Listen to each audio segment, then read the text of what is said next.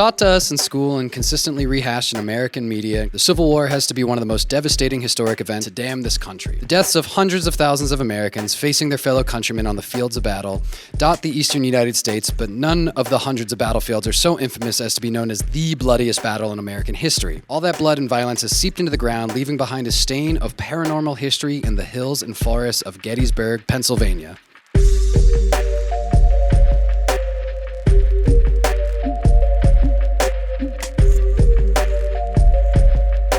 Hello, everybody. Welcome back to Our Haunted Nostalgia, your monthly podcast to dive into everything that might confuse you about this world.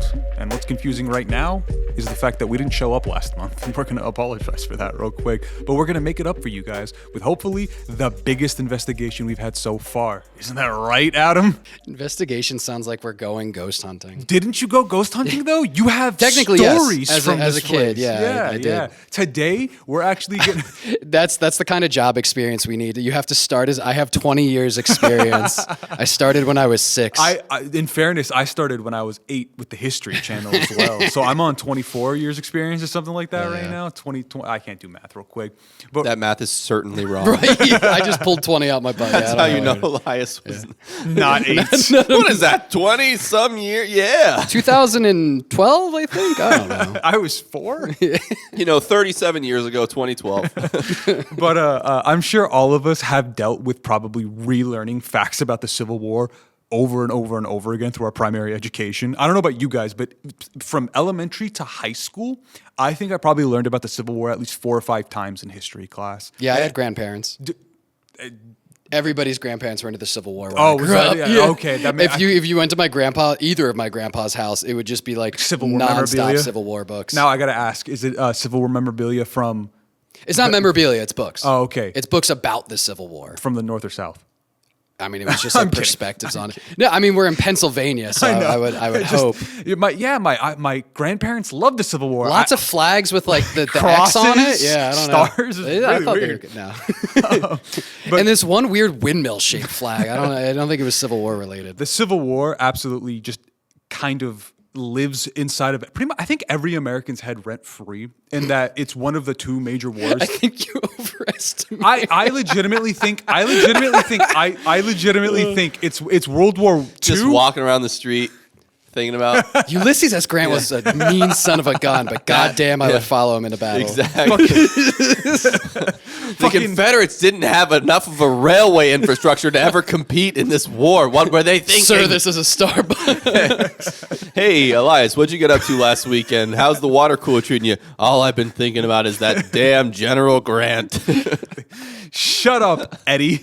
Oh, I forgot to actually introduce our guests today. Right. Our guests that you should probably be very comfortable with at this point are Adam. Hello. And Eddie, who's joining us for the first time. Hello. Notoriety levels of 5? I guess it is up there. I was going to say maybe it should even be higher, but I guess like where was Bigfoot on this list? Bigfoot was pretty high up. I think that was like a 7. Is Bigfoot more popular than Gettysburg? The Civil War? Fuck yes. Are you kidding? Because isn't... think about it. The Civil War matters to us.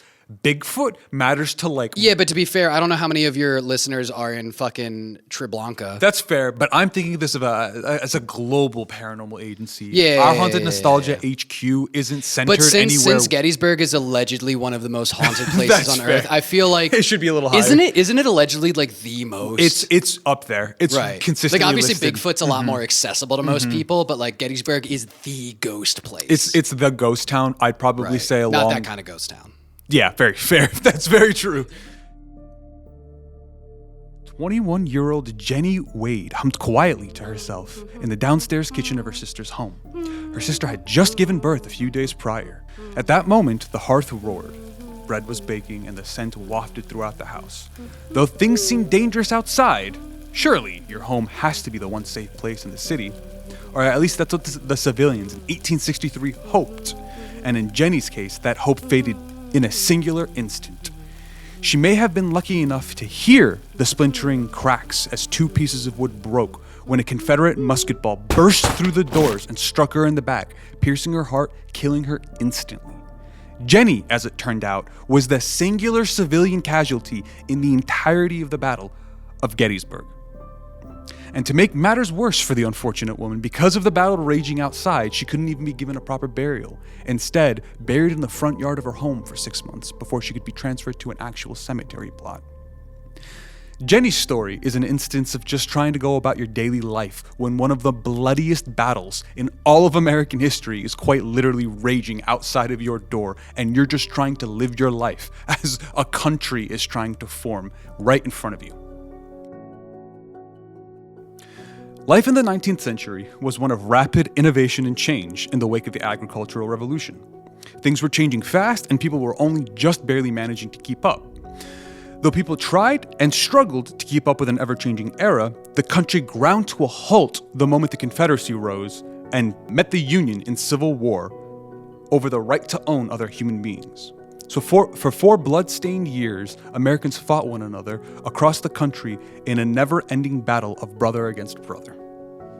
I remember, Just to interject with a question about that, because I always, that's something that I feel like people always bring up, like brother against brother. And I know that means in a figurative sense, because we were Your all fellow countrymen. fellow countrymen, even though they were secessionist traitors. But that's besides the point. Are there instances of literal, though, familial Brother against divide? brother. My brother Yeah. is a Confederate and I am a Union soldier. I had heard that was a thing. I can know remember, if it's- again, vague memory of 9th grade history class, my teacher telling me there were instances of Yeah.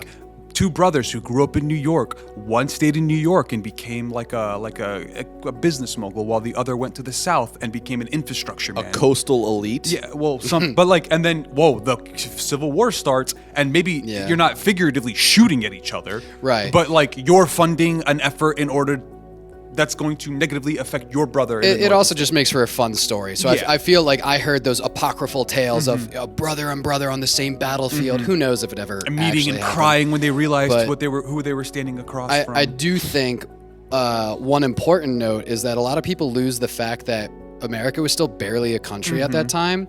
And so a lot of people weren't tied to being United States Americans. They were loyal to their states was a big deal. So it's like, I don't think many of them saw it as brother against brother. Adam, how loyal are you to your state? To Pennsylvania, I like it. Out of the 50 states, I'd say it's probably top 5 out of the For you or in general? in general. I've only for me. Yeah, no, for me, I'd say I've top 5. visited a handful and I've lived in 2. And I mean, the other one's Florida, so it's not much of a competition. This clears I'm pretty any day. loyal to Minnesota, I think, primarily. Why but Minnesota? Loyal? Minnesota? Why? Is that because of Fargo? It rolls off the tongue. It's fun to say. It is fun. Minnesota. got a lot of letters. You got Yep. a great Minnesota. accent. People are friendly. True. Weather is cold and unforgiving. Beautiful Much river. like you. Exactly. I was Minneapolis, built gorgeous. for this weather. Minneapolis, beautiful place. Never been. Yeah, Fargo's great. Do like Fargo. Water. What? And what's your top 3, Elias? States? Yeah. No, what do you like about PA? What's great about dude, it? Pennsylvania, specifically where we're situated in Pennsylvania, East Coast Pennsylvania, I would say we are within driving distance of multiple wonderful beaches. We are within an hour to 2 hours of several major metropolitan areas. We are constantly surrounded by some of the most beautiful nature in the entire country. My We have- disappointment is immeasurable. For what? What is the name of this podcast? Our Haunted Nostalgia? Pennsylvania, isn't this a particularly haunted Well, state? True. Yeah. The haunting isn't in your top 5? He was getting there. Wow. You No, caught he it. wasn't. He was getting He wasn't. He was about to Am I extol being- the virtues am I of being- some... exposed on your own podcast. I'm being canceled. That is ridiculous. You should have said cryptids Fake and fan. ghosts, number 1. I like our. I like Name our state cryptid. Eastern State Penitentiary. What's our state The cryptid? squonk. All right, he's all right. He's got it. It's Pest. the squonk. What the hell is a squonk? We'll get to it. We'll get to it. We'll get to it. Fuck? You don't know about the squonk? No, what's our state bird? Isn't it the? It's not the canary. turkey, right? It's not. It's got to be the hummingbird. The What is turkey it? vulture. Is it the turkey? It's vulture? it's got to be the turkey. All right, give me your final answers, then I will tell you the truth. I'm gonna say turkey vulture. I know Ben Franklin wanted the was American gonna bird say- to So be. Can I just say turkey one thing? Try to think about the actual birds that you see in America? Rock dove. What? Rock dove. No. I'm locked in with turkey. I'm locked in with No, turkey. grouse. What the fuck is a grouse? I don't know if I've ever seen it. Dude, you've seen a grouse before. It's literally like that little plump bird. They're cute. They're cool. They're like a snowbird. I know what that is, yeah. You've definitely seen them before. They're pretty cool looking. Adam and I both heard the turkey vulture story. Well, it was turkey because Ben Franklin wanted the American bird to be a turkey. Our national bird. Our national bird was going to be a turkey if Ben Franklin had his way. Oh, really? Yes. And so since, Ben Franklin had influence. Could you Dude, I think a mallard duck would have been really neat too. That would have been cool. You guys know the American Eagle's American Screech? It's not actually. No. I'm just saying. Could you imagine that replaced with a turkey gobble instead? I would fuck with it. It's like America. I think it would be sending really mixed messages if once a year in the thousands or perhaps the millions we just killed and ate our sleeper. That'd be hilarious. Except for the one we pardoned. That's fair. Yeah, that's the national bird. Yeah, that's our national bird for that. Specifically that turkey. Yeah. And then he gets put under public. Well, he gets put under witness protection you. for a year. They change his name. Then he gets added back into the rotation, baby. Yeah, lottery. It's like the Hunger Games. Yeah. Good luck. Based off of all of these stories, It is a Hunger Game if you say. Any game's a Hunger Game if you're hungry, if you're a turkey. Based off of these exchanges we're having right now, it's safe to say the American classroom might not be the best place to learn about the Civil War. But at least in this situation, I can grace you guys with just dumb fun facts you might be able to share around a dinner table about it. Because God, people underestimate the just sheer scale and slaughter of the Civil War at the time. Just a handful of statistics that blew my mind when I was reading over them. Could you guys guess how many Americans died during the Civil War? Adam, I know you have the script directly in front of you. Could you tell us, Eddie? I'm going to tell you right now. Okay, World War II killed 400,000 Americans. I would probably say like closer to like maybe 1.2 million. You made him overshoot it. I did make him overshoot it. I'm thinking like because you said that and now I need to overguess. Right. I'm going to guess maybe like 1.2 million so that I'm doing that Price is Right thing. I like what you did because that's fair. He heard the World War II and tripled it.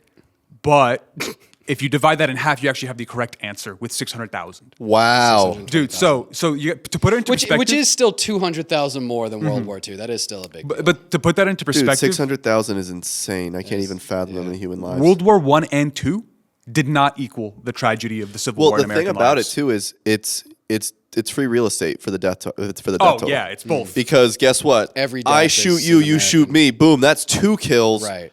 You know what I mean? It's just Civil Wars are going to have the highest death toll in the That's very country, I well. imagine. That's why I love this next statistic that comes up, which I also find funny. In Korea, You find it funny. No, I find it funny. In Korea, your odds of survival when you were shipped off were 1 in 124. In the Civil War, was 1 in 4. Damn. So like that is staggering. Just the sheer slaughter that has to come with whatever the hell is causing all of these From deaths. like a 0.8% chance to die to like a 25% chance is crazy. Well, I also feel like that level of warfare was particularly horrifying because these people were standing in formations, like within eye distance of another person. Like it's not like these people are football fields away. Like we are relatively close to each other. We probably can hear each other, and we're going to stand there and just light each other up. I mean, the Revolutionary War, of course, was even more iconic for that. But just hear. And I want to say before I go further, like all war is hell, I'm sure. I can't even fathom what it must be like. But for some reason, to me, thinking about that, like the discipline to stand in a line and just reload and I can't. It's just you have to imagine. You have to imagine you're a soldier with your superior officer yelling at you to, reload faster, get ready, prime, fire. You can hear the other guy telling his men yelling fire, and then all you have to do is just like tense and wait that half a second to see whether or not you have lead in you or not. Like, we'll get to it a little bit later, but advancements in warfare made the Civil War particularly violent and deadly compared to something like the Revolutionary. Placed machine guns. I rest my case. Yeah. Hey, let's all stand in a giant formation, and then one dude shows up with a freaking machine gun. With a gat. Yeah, horrifying. In a 4-year period, this is quoting Richard Gabriel from Healers and Horrors, Civil War Medicine, 2,196 combat engagements were fought, in which 620,000 men perished, 360,000 in the Union Army, and 260,000 in the Confederate Army. Some 67,000 Union soldiers were killed outright, 43,000 died of wounds, and 130,000 were disfigured for life, meaning, I'm assuming, amputations, permanent scars, limbs, all that stuff. with often missing limbs. 94,000 Confederate soldiers were wounded. Like, I want you guys to remember, when it comes to warfare, numbers like this weren't seen since Rome. Like, Rome was the last time we were fielding 100,000 people into a conflict. Or any Chinese war. Yeah. I think too about, like, in this particular period in history, how many of those deaths could have been prevented just with something as simple as, like, modern medicine, basic penicillin. Yeah. You know what I mean? Like, how many people were probably, like, not like were wounded in the leg or something, and that bullet was removed, and then the disfigurement happened because the leg is infected, went sour, and then they were like, well, the only result that we can do here is you die, or we're cutting your leg off.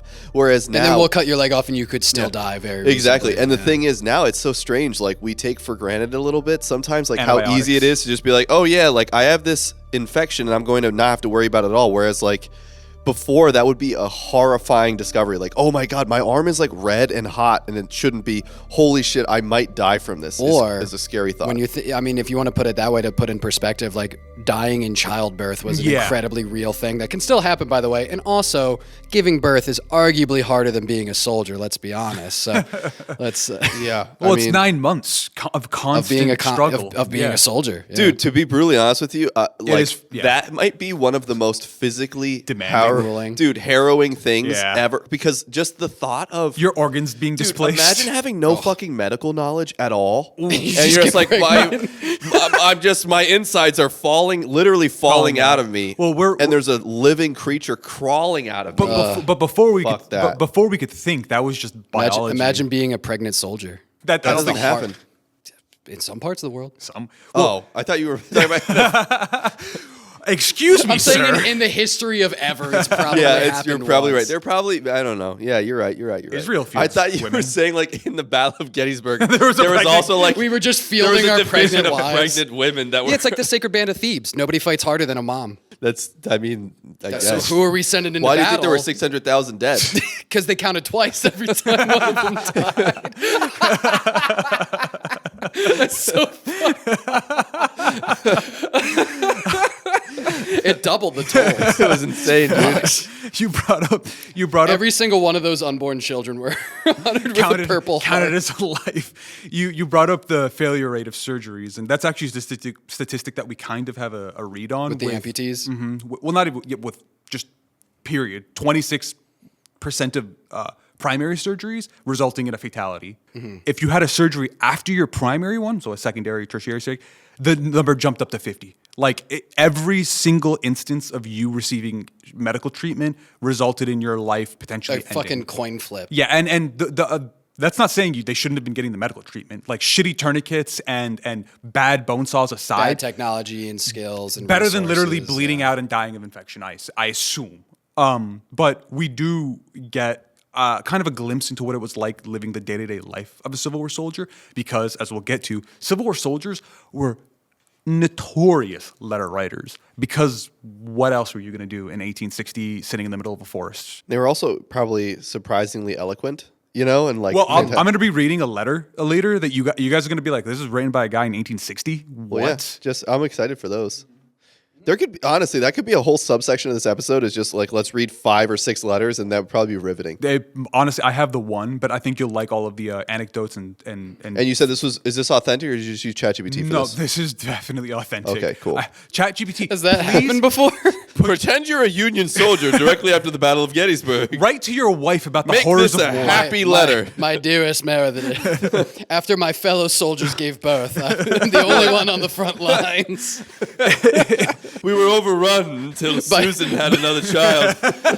We fielded him I was going to say the Confederates fielded their baby. a bayonet in hand. It's like Lotor, the fucking Urukai come out of the pits of fucking just ready to go. Give him a helmet, a painted hand, and send him into war. Spank him on the butt and give him a gun. In the American Civil War, the call to arms was answered by a lot of people, most of which were undertrained, underaged farmhands who were simply attempting to defend their homes and lands from what they thought was an imminent threat to their well-being and livelihoods, while the political elites and capitalists of the time were legitimately attempting to just protect their interests in the case of the Confederacy. In the early days of the Civil War, this might come as a surprise, both sides expected it to be instantaneous, like a swift victory for themselves, but days turned into weeks and weeks to months and months eventually into years. And that grueling, constant onslaught of conflict wore down everybody in the country, soldiers and civilians alike. But I don't think any were as horribly affected as the soldiers that were thrown into the literal blender of war. We all remember history class and lectures of those awful days that Civil War soldiers lived. You know, the textbooks telling us about what it was like marching in form, but those are just dry history textbooks. I'm going to try to add a little bit of color to what it was like being a Civil War soldier. It's a poor choice of words for the Civil War. All right, we're not, okay, I'm going to try to add a little bit of flavor to what it was like being a soldier during the time of the Civil War. Because of the Civil War breaking out and it being so sudden, supply chains were mismanaged, outdated military tactics were being used with modern weaponry, and the majority of combatants, were mostly volunteers and locals. Literally people just trying to help out as best they can. That meant that anybody that had any modicum of education oftentimes found themselves in a position of leadership, even if they didn't necessarily have it in them. Many people found it a little bit challenging, actually, moving from civilian life into military life, where suddenly they found themselves saluting and respecting who just the other day used to be their mailman, but now is a lieutenant or a captain in their regiment. Gives a whole new meaning to going postal. Going postal. That's what you send the mailmen in with the babies first. They're the vanguard of the Confederacy. They should have armed the storks. That would have made a lot more sense. This is now every pregnant woman is 3 deaths. A baby, a stork, and a woman. Terrible. No wonder there were 600,000. Yeah. Civil War soldiers were notoriously under-equipped in both the Union and Confederacy, with the Confederacy supply lines not aiding them at all. In summers, soldiers were issued quite literally a canvas tarp for their sleeping situation, and usually you pitch it like a tent, using your actual rifle as the tent poles on either side. You would slide into it with a buddy, and that was your lodging for the night. They were affectionately called dog tents by most people because, as many explained, you could barely fit a curled up dog inside, let alone 2 grown men. But when you're living in the middle of the forest, unsure of when your next meal or resources are going to come by, they had to make do with the best they could. Confederates actually found these canvases incredibly valuable, oftentimes raiding Union camps after the fact and stealing them just because they were better than what the Confederates were using up. In winters, platoons often made log cabins, which could seem cozy until you remember that it's quite literally an 8x4 mud-reinforced wood cabin with a singular table and fireplace that you just existed in outside of the elements. Outside of that was the day-to-day life of a soldier. I'm sure both of you could probably name the 10 things that you did every day. You dug a latrine, you marched, you cooked breakfast, you did your morning drills, you cleaned your supplies, and then you tried not to die of boredom or die of getting shot at. Because in this instance, you could quite literally have somebody come out of the forest at any moment and shoot at you. This isn't a war where we're safe from the rest of the world with the seas. Your literal neighbors, in some instances, are your enemies. And a soldier had to keep an eye out because they could come out at any moment, which probably just led to more PTSD and horrifying dreams for all of these people. Have you ever listened to the rebel yell, the Confederate battle cry? It's pretty scary. What's it? What could you... I couldn't recreate it, but the rebel yell was the battle cry that the Confederate soldiers would scream coming out of the forest, and it's a lot of like high-pitched whooping and hollering. I could very easily see that giving some, like, it's like you said, it's you're trying to chill, and then suddenly there's you like hear this that single banshee-like screaming coming from the woods, and now your tent's on fire. That'd be fucked up. A tent's on fire, you start hearing the crack of gunfire. I know military veterans who are just, I mean, this isn't like an unknown thing. The sound of a balloon popping, fireworks can trigger a lot of people. Less common back in 1860 or anything like that. You know what was more common in 1860? Guns. I mean, not numbers, not hard numbers. Numbers, but like everybody had a gun and used it consistently. Imagine you have PTSD from the sound of a gunshot, and you're like, all right, I need to feed my family today. Time to go hunting. Yeah. And you got to just deal with that thing because what else is going to happen? Who else is going to feed your kids? Then came your camp duties after breakfast. And these were also known as fatigue duties, which are the things I think the 3 of us particularly would fucking hate. Because this is stuff that you would like gathering wood, starting a fire, digging a hole for a latrine. But what else would we like? I That's- feel like some of that would be like, It's better than nothing. it's kind of weird. Sometimes I like going to work because it means I can turn my brain off and just like be a body in a chair. I feel like sometimes, like if I was a soldier marching from city to city to just state turn to your state, brain off. sometimes I would want to just fucking be digging a hole. You ever go to the beach? That is fair. I have dug multiple holes at the beach Yeah. before. Every time I'm at the beach, I always think about the Civil War. With the sand, I'm like, Well, what the you know- soldiers must have been thinking. Well, you know what they say about the Civil War? It is literally on the forefront of every American's mind at all times. Yeah. see? holding sand in my hand, letting it pass All through. those grains, like the American lives. Lost my during the Civil God, War. it's But no, just- I mean, think about how many times you go to the beach and you start digging a hole, and some guys come up and they're like, "You digging a hole?" And then they join you. You just got some Yeah. bros Not gonna digging a lie. hole. Dude, I've I've never dug- joined another person. Really? I I've dug some holes, but I've never been like, hey, have can you I ever dig your have hole you ever with had somebody help you? Because I've had that. I multiple guess I don't dig very impressively. No, dude, I've had like 5 foot wide holes being dug at the beach by like 2 or 3 guys before. What? Yeah. I used to go to the beach every year, Long Beach Island, and like if you just start digging a hole, like I mean, this is also like the 90s or early 2000s, but like if you're just digging a hole, there's a good chance some other kids will be like, "Yo, can we dig your hole with you?" Elias, quick math question. How long ago was that? How many years? the 90s? Yeah. At least 5. He's Plus. not He's wrong. correct. He's not wrong. Technically, that was a That's- safe bet. You're good- right. it's a good guess. I did the Price is Right thing. motherfucker over here. It's got to be more than... Actually, no, it's 5. Yes! Correct again. Or Eddie, can you get a closer bet than that? I'm going to go with at least 6 years. 5 and a- Fuck, he's got you, dude. This is right rules Dude, for I history. swear to God, every time I'd watch that show and one of those people would do that, I'd be like, you motherfucker. Son of a Motherfucker. You Dude, don't. that was the worse than integrity of betting a this dollar. game. Dude, the Ruined. betting $1 though is always low key so disrespectful. You're like, these people are all Well- dumb as shit. well, $1. If you did it first, then you were fucked because then the next guy could just bet 2. And Oh, then, yeah. and then you're locked out. And whoever bets 2, you wait for them in the parking lot. Oh yeah, if they stole my like- fucking You're spin like, wheel. you and- stupid son of a bitch. You don't know what's coming for you. So digging holes, When- honestly, probably not that bad. Oh, when downtime could be had when they weren't. I mean, dude, grooming horses, I assume that's that's a just luxury Russian nowadays. That's fair. What do you mean? But that's I the- don't think you're braiding their manes, Even Adam. still, I still feel like interacting with a horse. Today, if you gave almost any American... Okay, wait a second. That's wait the a second. equivalent of me making Can you we wash just my think car. about what's an animal that's even more skittish than a human? I'm assuming What's a these giant are... animal suffering could from kill me. PTSD because the walls are screaming Listen, lightning every day? Back when Disney had... I think it was the one where the guy gets turned into the horse. One of those Disney movies... Oh, that was Pinocchio. No. That's a donkey, but close.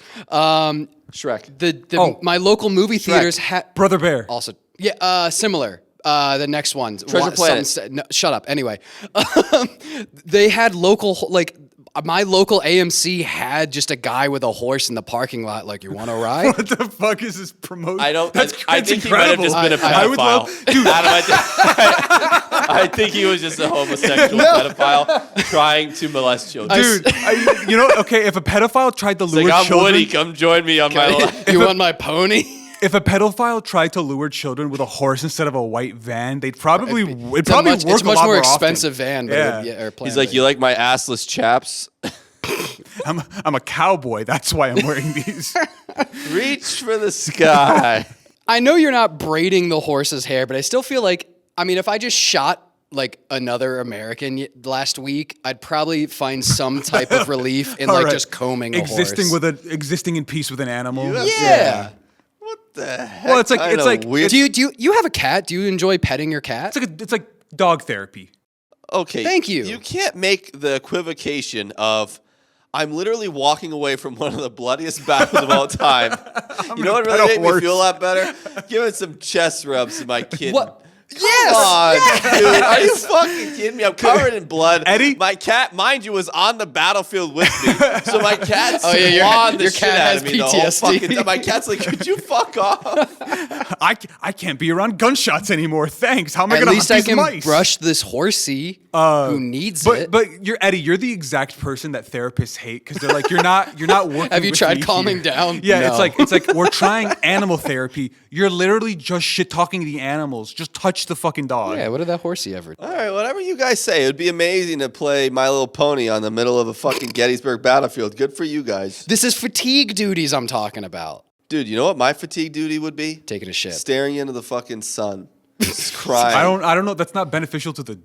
Dude, I don't think I'd be a beneficial soldier. My heart goes out to these poor fair. people. I We don't would know be how awful they could do soldiers. it. I'm assuming that this is not me transported back Into to the the- Civil yeah. War, a la What the hell Magic do you- Who are you, Treehouse. fucking Captain America? You got it. It's you back then.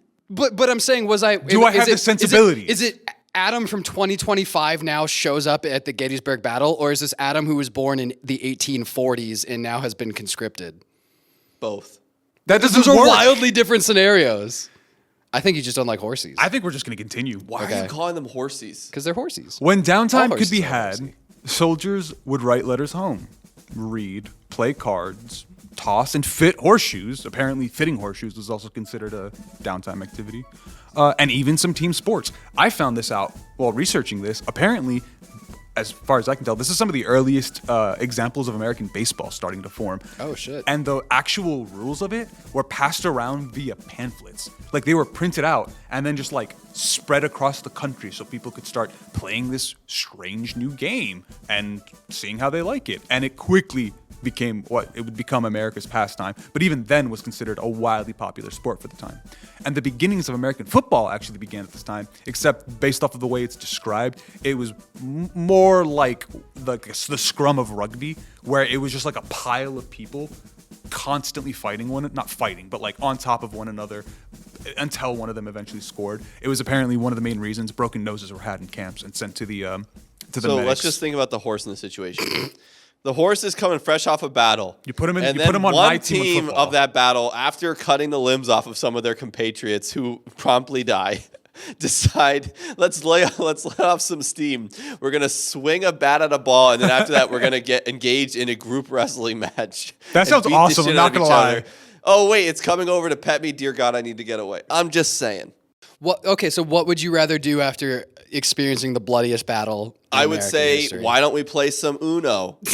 I'm what I gonna mean? invent Uno so we can play it. Why don't we go for a walk? You know, I think they're marching plenty. Yeah, why I don't was you about give to me be- an yeah. arts and crafts activity? That's what letter writing is. Oh. Why can't I whittle something? They did that a lot too. Oh, see, I there would you get go. in. I would get into. Why whittling. can't I decorate my pitch tent? So wait, after cutting Because off it's a the pitch limbs, tent, hold on. and it's gonna come I down. can't and- decorate my fucking Eddie, canvas. after cutting off the limbs of your brothers in arms, you would go to whittle something. What am I supposed to do with all the blood? What do you Wash mean? it How is that supposed to? Onto my tarp, I've got to decorate. Wait, I just, yes, I could whittle something, thank you very much, because I would be whittling my friend a fucking peg leg. That would be nice. It would be, but he was already dying. Oh, Oh, he's dead now. That was Well, a he's second dead, surgery, but we saved 50%, the baby, so. and the stork. Yeah, the stork. We strapped a dynamite stick to the stork. He's going to give the Confederates a little surprise. Sunday gift, if you know what I it's mean. like lighting the pigs on fire in a room. Oh my God, yeah, So- that'd be awful. Those Yeah. poor pigs. Yeah, it's fucked. I bet it smelled delicious. Some squads You kept sick bastard. kept pets actually. Some being dogs, some cats, some raccoons. I'm so fucking vindicated right now. My favorite. I'm so vindicated. I won't take up any more time. No, you're good. My favorite was one squad that had a pet eagle, which would consistently perch next to their flag. That's awesome. Dude, that has to be. That's so cool. that- I would feel blessed. Dude, you got to go into Yeah. battle being like, dude, America is literally on our side. This of was a this. Union squad, I'm assuming. Yes. Okay, thank you. Good. I would feel pretty blessed if I saw that. I'd be like, all right, God's on our side. Bet. We're winning this. Yeah. These activities were supported by the monthly pay of $13 for a Union soldier at the What time. does that come to with inflation? $450 in 2025. Oh damn. $450 a month? Mm-hmm. Dude, that would be fucking sick. Which could be spent at the general store or the equivalence of like a quartermaster's, like postmaster stand, where they bought things like toiletries, canned foods, and pocket knives to whittle and pass the time with play, as you pointed out a little bit earlier. I feel so vindicated. I said whittling's fine. This is a very contentious pod. Just wait till I we. kind of feel like this is our Civil War. I'm gonna play the. Are you Captain pregnant? America. You have something to tell us? Where's your horse? It's a 2-on-1. Show me now. where your horse Yeah. is. He actually came here on a horse. I Yeah, noticed it I've because been I having- looked where he normally parks, and there was just a fucking I Arabian have a over lot there. of car problems right now. I wish I had a horse. Be a lot easier.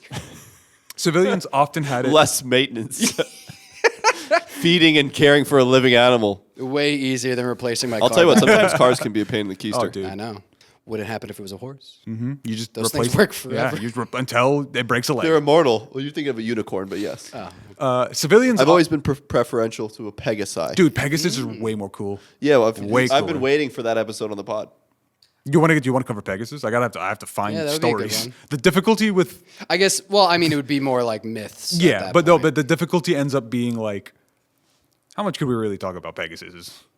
He could go all day. Okay, Dude, we'll don't no, start. we'll Wait go a for it. second. You made us record an episode about the a Dover house where a demon. guy Oh. ate a candy bar or ate a fake Newton in a cemetery in a city that was burning, and someone whispered, "Go home, get away." Yeah, are you kidding me? All right. We've been we're getting blood from a stone from half of these fucking What was the cryptids. creature I kept threatening with physical violence? Dover two- demon. Yeah, wait a second. We talked about an anemic cryptid for fucking an hour long.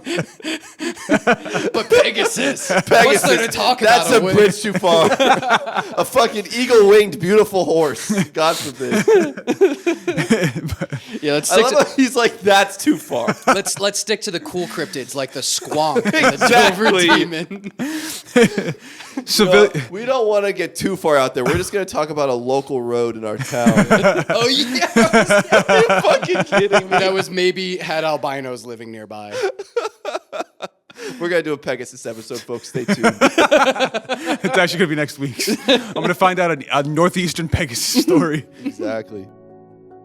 Civilians often had no better time dealing with the battles as they bled into their cities, forcing them to retreat into safer lands or to just deal with occupying forces. In many northern Confederate-controlled cities, famine, shortages, and inflation plagued everyone, with many having to deal with the curfews and confiscation of property that was occurring by being basically living under military control. A town such as Winchester, Virginia, incidentally enough, was so strategically placed that there were 72 different conflicts that occurred in the city, where the city was exchanged from Union to Confederate. Many people at some point stopped paying attention to who their current occupiers were and simply went about their lives. One woman was on record as saying, was it Confederate or Yank? It don't make no difference to me anymore. After probably the dozenth time the city was switched hands. I assume after a while you just grow numb to like, oh, the first battle was kind of bad, but after battle 50, whatever. Meet the old boss, or what is it? Meet the new boss, same as the old boss. Yeah, basically. Yeah, Great. it's- Oh, the old boss is same also back shit. now. Cool. Yeah.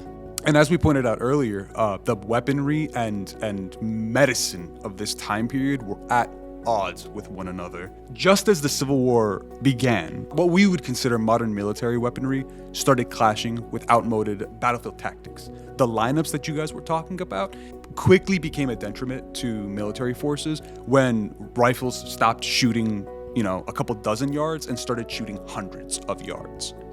By the time of the Civil War... This is where sniper warfare, or was that revolutionary? Nope, this is very much where sniper Okay. warfare really started off. Gotcha. By the time of the Civil War, muskets began introducing rifling, which began what we would consider the modern rifle. You would rifle the inside to make the bullet spin, which would make it more accurate and give it more velocity. And these new bullets called these new musket balls called, mini balls, were the first bullet. It was a lead-encased bullet that had its primer contained within it. It was still muzzle-fed, but instead of, powder, ball, tap, tap, tap, get ready, fire, it was just dump it into the end, tap, tap, tap, aim, fire. It shortened the process to fire your gun, and it was a lot more accurate, which just meant more dead people, as we found out. Yeah. And this bullet specifically was a soft lead bullet, so when it hit you, it was like a hollow point. That it just did damage to everything Yeah. inside of you, which is why amputations were as common as they were. It wasn't as easy as the bullet hit you couldn't save. and went Yeah. out. The bullet hit you and then destroyed everything in the process. Yeah, like in this context, these muzzle-loaded rifled muskets were able to shoot upwards of 900 feet or 600 yards, right? So the change in tactics needed to happen, but wasn't happening because of the outdated military tactics that were still ingrained in American culture, because America wasn't used to fighting warfare like in Europe. America was so isolated that combat like this hadn't occurred in a long time, which is why all of our supply lines and that stuff just crumbled the moment this battle began. Oftentimes, the more horrific wounds, let's say, were being treated by undertrained medics and doctors who didn't really have any experience with wartime surgery. They might have been able to handle the occasional, broken leg, mended arm, but with the amount of constant bodies being thrown at doctors, they simply didn't have the time to deal with everybody, which is how you end up with amputation being your primary form of saving someone's life. Have you guys ever heard of the stories of the literal piles of limbs? I have stories about that. Some of the most haunting images I've seen come out of Civil War movies are when they depict, okay, we're done with surgeries for the day, and somebody with a wagon just walks to the end of the road, like just a bunch of arms and legs and shit, and just dumps them onto a pile of more arms and legs. So I do have a story about that pertains to Gettysburg College. Go for it. We can talk about that real quick. So I have a couple stories from there because my mom went to Gettysburg College for most of my childhood. We would visit Gettysburg every single year, mostly for the reenactment every summer. We would go camping. There was campgrounds there. We'd visit the college and some other stuff, found some old bullets and stuff like that. But specifically on Gettysburg College, it was used as a field hospital during Gettysburg. And so one specific building was used as like a triage, medic center.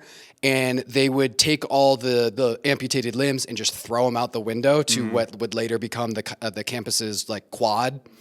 And it was so much so that when my mom ended up going to college there, when it would rain, due to the massive buildup of calcium in the ground from all the bones, the water wouldn't absorb. It would just sit on top, and it would become like a lake. Yeah, they called it something lake. I forget what name it. I call it Bone Lake just to be. Well, there was a name for the quad, so they called it that lake. I can't remember the name. Got you. But this is 100% real. It wasn't anything supernatural. It was just mass deposits of calcium would allow the water to not move. And so this is where the slightly more supernatural part of the story is in the late 70s, they wanted to build a library over top of the quad, or this specific one where it would build up. And there's rumors that they would find bones, arms and shit. Yeah, who knows that. But it had a ton of problems while trying to excavate that land. It's so much so that at one point, machinery would turn off, accidents would happen. I like the idea of the movie Poltergeist teaches us, hey, don't build your stuff on top of on haunted land. On an ancient what is it, Native American burial ground? All of America. Yeah. So not only is that all of America, and then it's triple haunted because then you have just all of the Civil War ghosts layered on top of that. It's just what do they call it where they dissect the layers of the ground? It's just Native Americans, dinosaurs, and Civil War soldiers.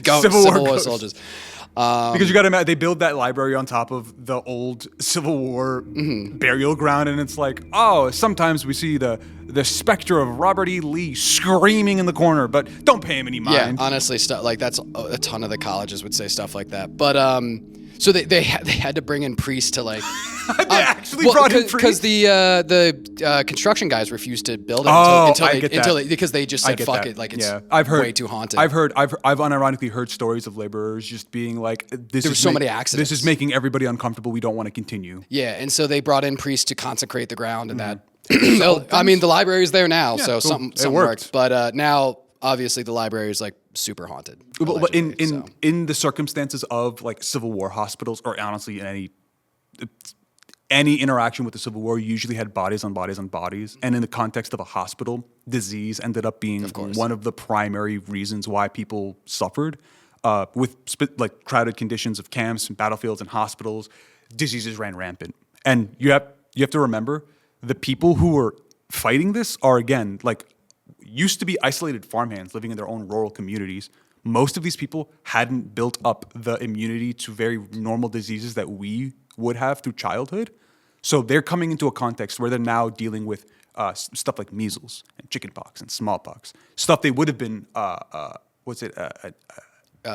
vaccinated or I don't know if you can really build up. Maybe people have been exposed to those and survive, but I think if you get measles, that's exactly you're kind of fucked. There's a pretty good chance you die. Whereas we've been fortunate to be vaccinated against a lot of those things. But I'm saying something like smallpox.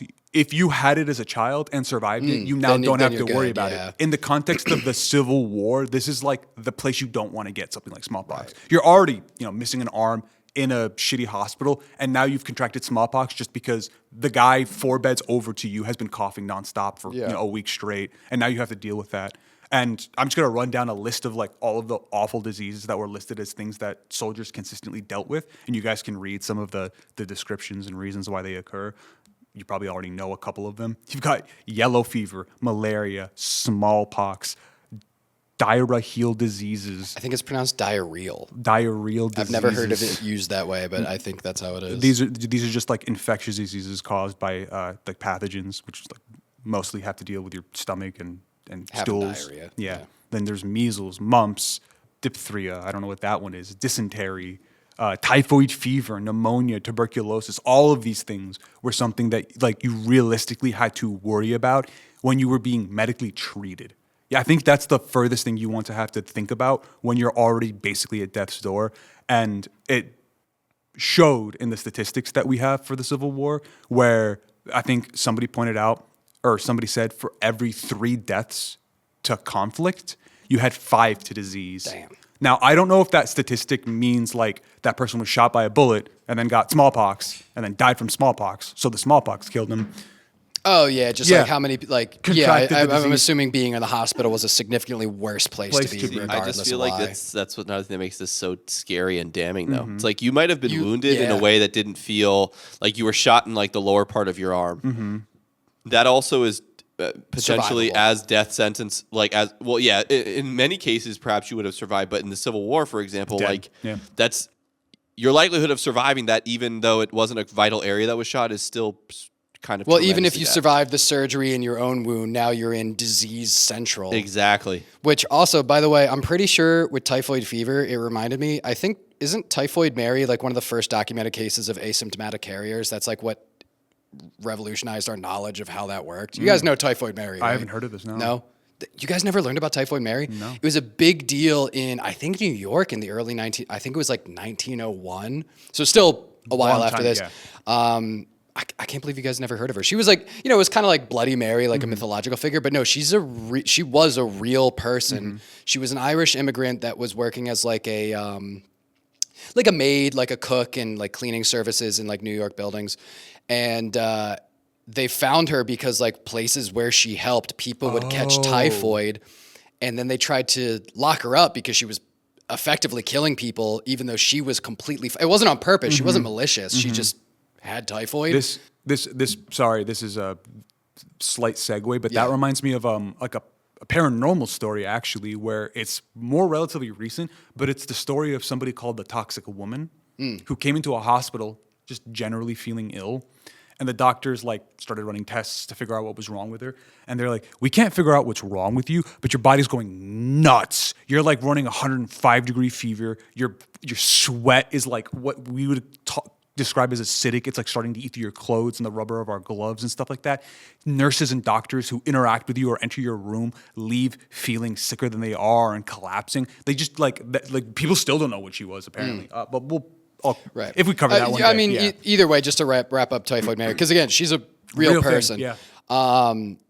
Yeah, it was a big deal because we had kind of talked about it. It became an issue of like, is it okay to lock her up because she's endangering others, but it's like against her will and she isn't technically ill? Like they didn't really know what asymptomatic carriers were at the time. So she was like, look, I'm fine. She's cursed. Yeah. Lock her up. Well, I mean, it was 1901 exactly. in educated New Exactly. York. But so it became like, I'm fine. Clearly, I don't have the disease. Let me go. It was a whole big deal. But anyway, yes. But one of the largest failures of this entire event is probably the physician shortage, because not only were there only a few trained surgeons who were able to handle warfare medical service, but those who were prepared didn't necessarily align with whatever political ideals they were within, with one instance being described as 24 of the 36 Union surgeons defected to the Confederate Army the moment the war began.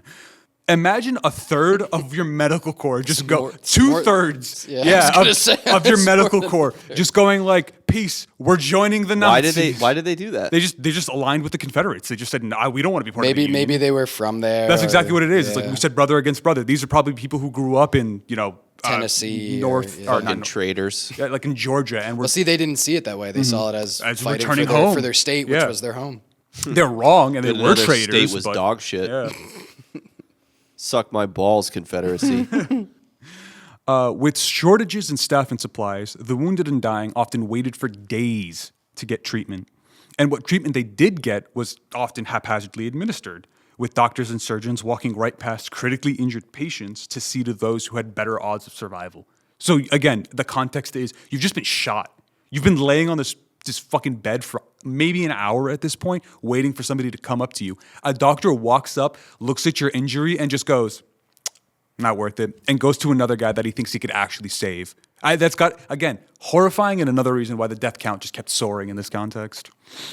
In skirmishes like the Battle of Wilson's Creek, the injured had to wait nearly a week for treatment because of ambulance and wagon shortages. And this is ambulance like a horse-drawn. Right. Yeah. Or just two people with a stretcher. Yeah, basically. Yeah.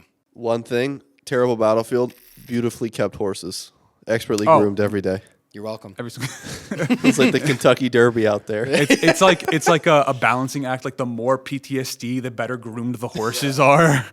Which then begs the moral quandary of how much PTSD do we allow our soldiers to have? Well, actually, there's a lot of Civil War. There's a lot of positive association with Civil War in the horse community. Mm-hmm. They look at that as the golden age. Yeah, exactly. Of horse grooming. They call that the second Renaissance. That's actually where the Mustang came from. Believe it or not. Really? They No. invented the cars that long ago? When treated, soldiers couldn't even really be guaranteed recovery. They could barely be guaranteed their limbs at the end of whatever treatment they were given. Small injuries were handled with a scalpel. The larger ones, the bone saw. With that method usually being the primary method of handling shattered bones. Because up to this point, believe it or not, the splint hadn't been invented. Yes, imagine that. It just seems so basic. You think so? That was, during reading this, I think I found like a French guy invented it in like 1890 or something like that. And well, people might not have actually known how bones were supposed to heal. You know what I mean? So it's sense. like, why would I put it in this fucking splint? What's that going to do? But That plaster casts, again, didn't exist until like 50 years after this. I just figured it almost seems like maybe not like the official splint, but I feel like some dude in the wilderness who broke his leg is like, it hurts when my legs move. Let me make sure my leg doesn't move. But think about it. We have... Like might accidentally make this. But like we have the cultural context to know to do that. Like it's the same thing with like, dumb example. You ever watch old TV shows from the early 2000s and you hear them like try to use slang for the first time, but they're not sure how it works because they're doing it for the first time. So it'd be like, hey, Jeff, we're like chilling right now, right? Yeah, that's the equivalence of this where they're like, it's guesswork medicine. Yeah, and they're just trying to figure out like what works as best they can,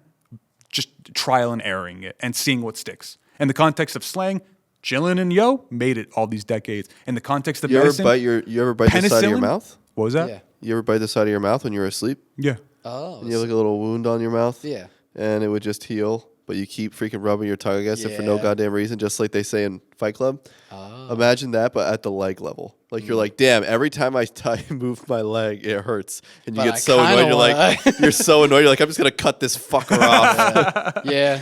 I've never been that annoyed at my cheek, though. I hate biting my cheek. I'm going to take my cheeks off. The Joker. Oh, there you go. Because you got really Want to know how I got these scars? I'm really impatient. I was whittling, you see, after the Civil War. My horse was gorgeous, of course. He didn't like that I was paying attention to my woodworking, so he walked up to me and said, These are the worst Heath Ledger impressions I've ever heard. Hey. That man's a national hero. He is a national hero.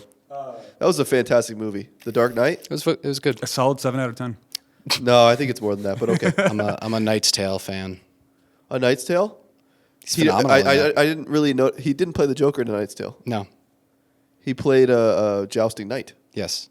But it was still Heath Ledger. I mean, it was a good movie, yeah. But in terms of its Joker. Are you telling me the Joker went back in time? Yeah, it was a very anachronistic movie. I can't believe Christopher Nolan thought ahead to give us Joker's to Batman. origin He does story. love doing time dilation in all of his movies. That's true. I still have to watch Tenet. Christopher Nolan buys the rights to A Knight's Tale. I would watch a Christopher Nolan Knight's I'll Tale. tell you what, I really enjoy A Knight's Tale. That's a fantastic movie. It is. Von Liechtenstein. Oh, is that one of early, what's that fucking guy's name? The guy who played, the skinny squire guy that helps him. Oh, Paul Bettany. He's playing Chaucer. Oh, Paul Okay. Is that really? Paul Bettany? I thought that was, I was trying to think of the guy from Tucker and Dale versus Evil. Oh, he's also in it. Alan Tudyk. Okay, thank you, Alan Tudyk. Sorry, I thought you were talking about the guy who was his like speaker, but you're just talking about one of his vassals. Who was Alan Tudyk? Yes, I was stellar trying to actor. Tucker and Dale was evil. Great movie. Great movie. Anyway. In the context of Civil War surgeries, this was actually the first modern instance of the wide use of anesthesia to combat pain in the context of surgery. I mean, it wasn't what we know as anesthesia. It was, like I said, with the chilling example and figuring out how splints work. It was guesswork at best. They knew these things worked. They didn't quite understand how, but they kept administering them.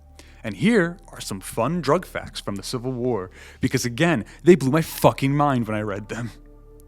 The applications of amnesia administered during the Civil War. Sorry, anesthesia. What did I say? Amnesia. Anesthesia. We're just gonna hit you on the head and you're really like hard. A cartoon. It's like the doctor's like, all right, you're not gonna feel any pain. Bonk. Drop a bowling ball on their head like Fred Flintstone. It was 80,000. I feel like that should be. I'm surprised it's that little, to be honest. Well, I mean, 60,000 people. 600,000 died. Sorry, Well, I guess so many died, before they could immediately get medical attention. Yeah. There were about close to 9,000 operations, with close to 7,000 of them using chloroform for the first time. It's also important to remember how few fucking doctors there were. Mm-hmm. Yeah, true. 811 used ether instead as an anesthesia. Have you guys ever heard of what ether feels like? Oh no, dude. So the way I've heard ether described, because this is way before our time when it came to administering ether to anybody. By the time we were getting dental work and stuff like that done, we were already getting laughing gas and stuff like that. If you grew up in like the 60s, when you got dental work done, you got ether. Mm-hmm. And the way they describe it is like they put that awful plastic mask over your thing and then start administering it, usually with just a rag and a bottle. People describe it as hearing 1,000 humming bees in your ears before falling asleep, and then waking up to that sound still being there. I wonder if that's what I had when I had my tonsils taken out. Is that what you remember from it? No, it was slightly different, but I do remember having a mini panic attack. Like, I was 12, so it was like, what is that, like 2004? Eddie, do that math real quick. What was the math again? Repeat the numbers. I was 12, and I was born in 1992. So then it was 2014. But I remember. Nah, I'm just kidding. I just want the audience to know I'm not an idiot. It's 2004. I had before I had my tonsils removed, they did the put the mask. They let me choose a flavor, which by the way, chocolate was not a good flavor. I think it's a great thing to say when they tell you to count down if you're the doctor. What? You just come in like as the guys count down. You're like, this is the one that's getting the heart transplant, right? Regardless of what surgery it is. He's getting the wiener shortening surgery, right? We're making it the size of a grape. But I'm like, no, but Adam, just real quick is like as I did the count back from 100. I only got. Usually it's 10. Oh, okay. They told me 100. I only got like 10 deep. Yeah. But I remember being like, and then I was out. I've only been put under once for my one surgery, and I didn't even do that. For me, it was the nurse goes, "You're gonna feel a small pinch," and I remember going, "Okay," and then I woke up delirious. Don't we not use ether anymore? Because I think now it's we don't. Okay. Yeah, we use like I don't know what the actual cocktail. I heard when I had my wisdom teeth removed much more recently. I think they called it like Twilight gas or something like that. Rad. Which sounds like right evil. Out of Cyberpunk. It sounds a little evil. Dude, I'd fuck with Twilight gas. If somebody was going to use a street drug, I'd be afraid I'd be like one of the Joker's victims if they used Twilight gas. Surprisingly, with how regulated anesthesia is, especially as a field of work, because of how dangerous it is to administer, there were only about 37 deaths from administering anesthesia. Yeah, well, that's the thing. You could just die from ether. Exactly. Your body could just reject it and you just die. Honestly, probably a lot of the deaths weren't attributed to anesthesia. The anesthesia was just fucking them up, and then the blood loss got to them first. Right. There were 10 million opium pills handed out. Hell yeah. And consequently, by the 1900s, there were 200,000 drug addicts in America. It's like the 19th century Burning Man back there. No, dude. Imagine you're just a fucking Civil War physician handing out LSD to all of your fucking soldiers. Mescaline is the only way to fly. Mescaline. So morphine in this context wasn't actually injected as we know it. It was, as it was described, lightly dusted over the wound to gain some of the beneficial effects before the wound, the area was then immediately cut into with a saw. Like Parmesan cheese at the Olive Garden. They just said, tell me when. Keep it coming, waiter. He was like, I'll tell you, baby. Yeah, exactly. So for anyone who can't see this, Adam looked quizzically at the wound, the imaginary wound, licked his finger, dipped his finger into the gangrenous wound, and tasted it, and then moved his eyebrows up. The acting was quite good. I'll tell you what, the physical comedy. It's like you were there, right? That's what people come to this podcast for. The physical comedy that we then have to describe. What you really have to try to sell is you have to sell the physical comedy with your voice. Hold on, let me try again. I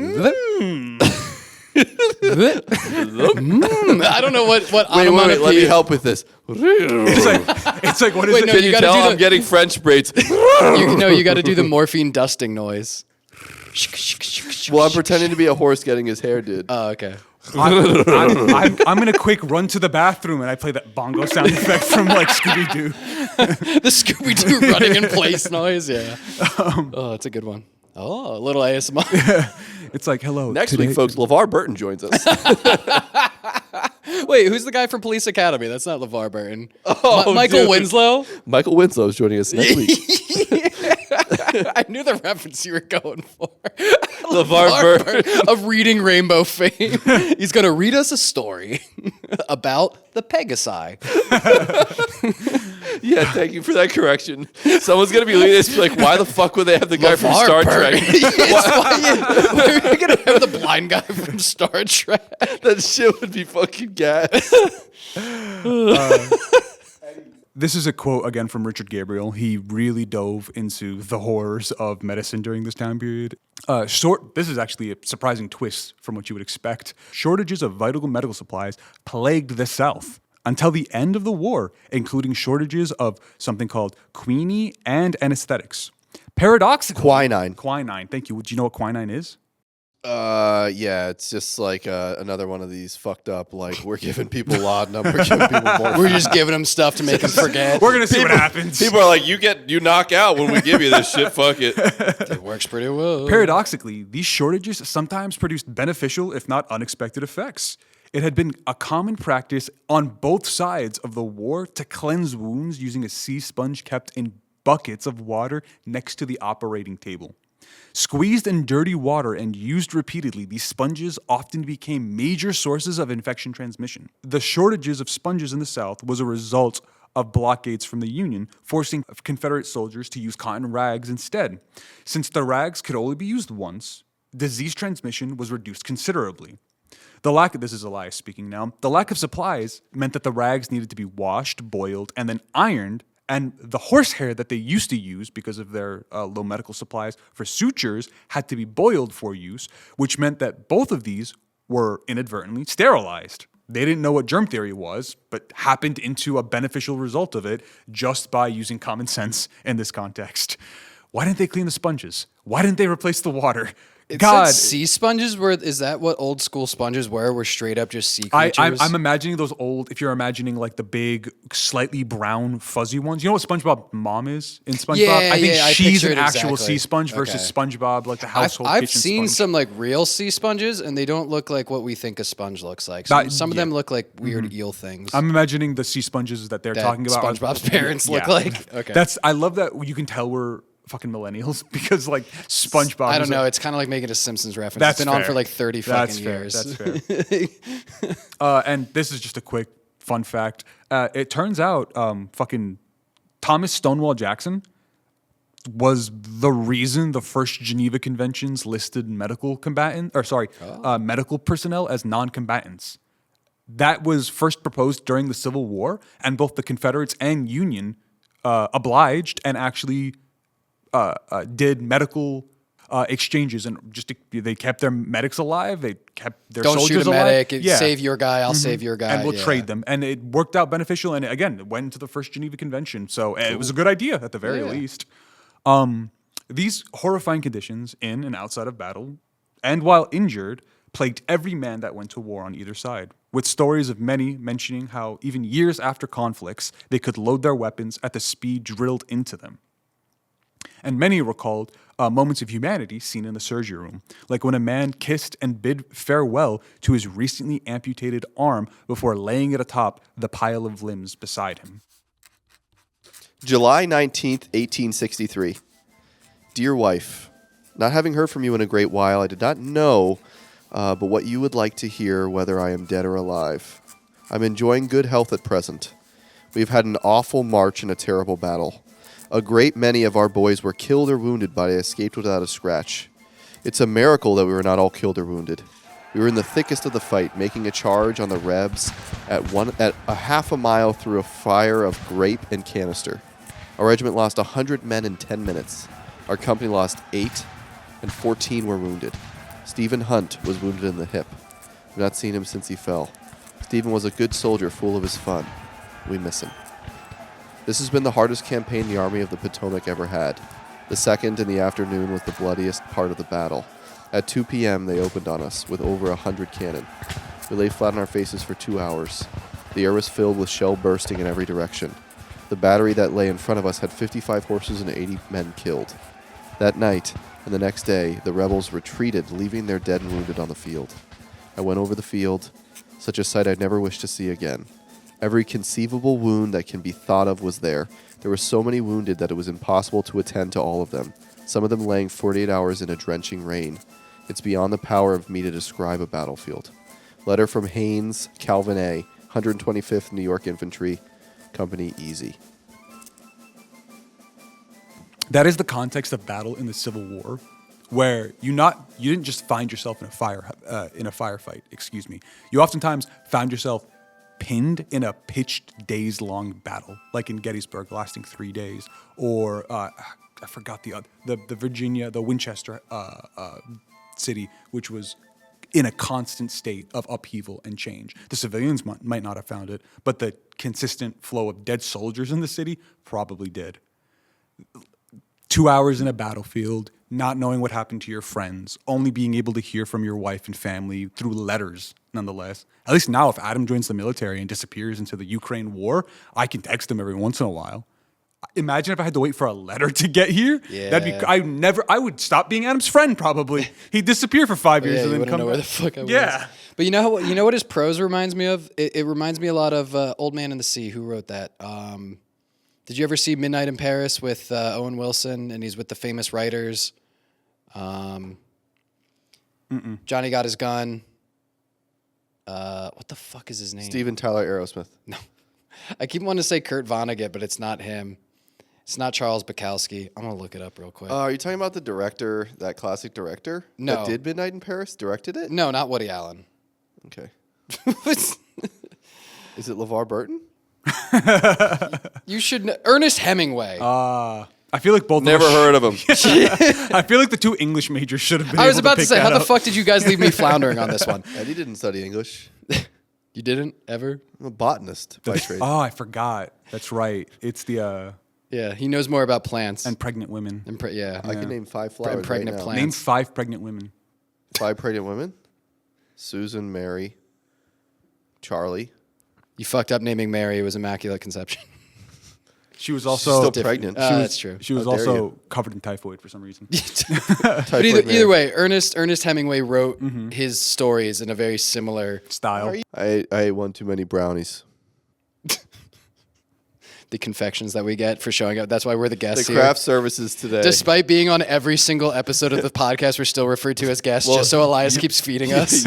you're consistent. I'm a rotating cast member. But I'll tell you what, craft services today was top notch. You're welcome. We had drinks, and I know people are thinking, This what is do a you mean? bit. This is actually not a bit. We have brownies, cookies of various kinds. We also have fresh ice water. I think, is Kathy coming back with the cucumber slices, or? I sent it in the order like 15 minutes ago. Yeah, I'm a little disappointed at the Bitch service.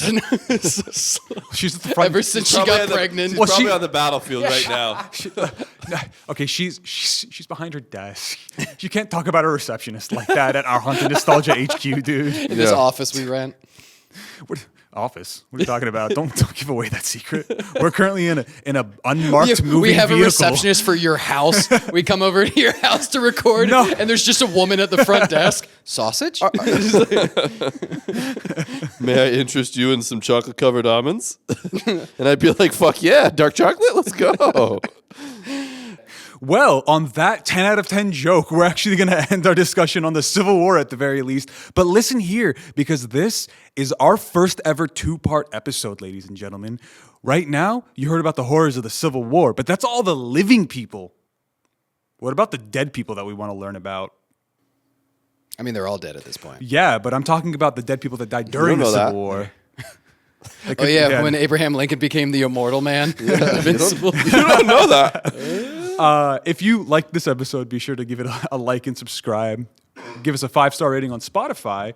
And be sure to give us all of your favorite stories from the Civil War. My favorite has to be how when Abraham Lincoln was killed, his body was trounced around the country on a train. Is that true? Yes. And that train is now a ghost train that can be seen on the same railway once a year on the eve of Abraham Lincoln's death. I thought you were going to make a Whitest Kids You Know reference where he actually got assassinated but with a hammer.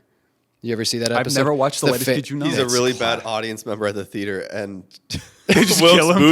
Wilkes Booth is less doing it for political reasons and more just because Abraham Lincoln won't stop heckling. Kept interrupting the play of Hamlet with vampires, and he goes up and beats him to death with a hammer. It's a very funny skit. It's a lot of people's first, Whitest Kids You Know skit. Anyway. Well, I'm imagining the hat probably cushioned the first blow of the hammer. Right. Well, that's why why he had to come for the second and probably the third afterwards. Beat it in. Maybe we'll cover the ghost train of Abraham Lincoln. That does actually sound sick. I had never heard of the ghost train. Yeah, no, it's a weird story. It just feels strange to say we want to give the country a chance to say goodbye to their president, so we will put his body on a train and then transport it across the country. I mean, wasn't it Stalin? They had him in the glass coffin, and there was a huge. I don't respect the USSR. You should, so fair, but you should watch The Death of Stalin. It's a very good movie. Noted. And before we continue talking about Russia, the ghost of Stalin's coming for you now. Let's pivot I don't know any specific. Civil War is always ghost of Confederate soldier, ghost of Union soldier. I've never heard of the ghost train for Abraham Lincoln's pretty cool. I haven't really heard any very. It's this guy that shows up. We can dive into a couple of them really quickly. Next episode. Yeah, next episode. Tune in next time on Our Haunted Nostalgia.